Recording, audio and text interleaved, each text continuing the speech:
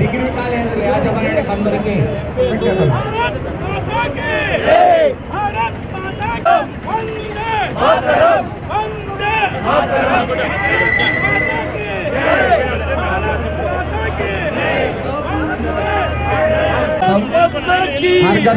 వచ్చినటువంటి ప్రతి స్కూల్ యాజమాన్యానికి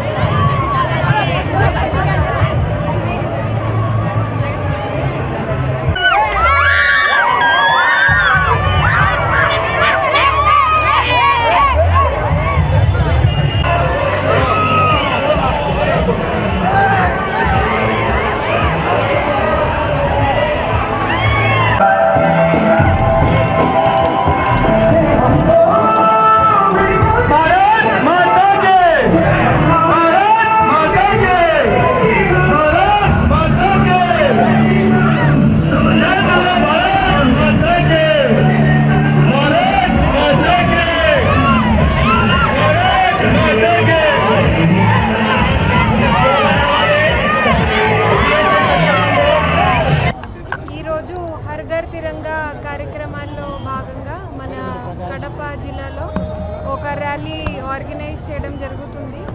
దీంట్లో దాదాపు 5,000 స్టూడెంట్స్ పాల్గొంటున్నారు. మన జిల్లాకు సంబంధించి జమ్మలమడుగు కాన్స్టిట్యుయెన్సీ ఎమ్మెల్యే గారు కూడా దీంట్లో పార్టిసిపేట్ చేస్తున్నారు. సో అందరికీ కూడా చాలా యాక్టివిటీస్ చేయమని మన honourable PM sir has given directions. కాబట్టి ఈరోజు దాంట్లో ఒక చిన్న యాక్టివిటీ మనం మన తరఫు నుంచి చేస్తున్నాము. సో అందరూ కూడా ఆల్ సిటిజన్స్ ఈ కార్యక్రమాల్లో పాల్గొంటూ ఇండిపెండెన్స్ డే సెలబ్రేషన్లో వాళ్ళ సైడ్ నుంచి ఇది కాంట్రిబ్యూట్ చేయాల్సిందిగా కోరుతున్నాను. హర్ ఘర్ తిరంగా గౌరవ ప్రధానమంత్రి గారి యొక్క నినాదం ప్రతి ఇంటికి 78వ స్వాతంత్ర దినోత్సవాన్ని దృష్టిలో పెట్టుకొని దేశం బాగుండాలా, ప్రపంచంలోనే మేటిగా ఉండాలా, ఇది ప్రతి ఒక్కరూ తెలుసుకోవాలనే ఉద్దేశం. అందులో భాగమే ఈరోజు కడపలో ఈ ర్యాలీ కార్యక్రమం.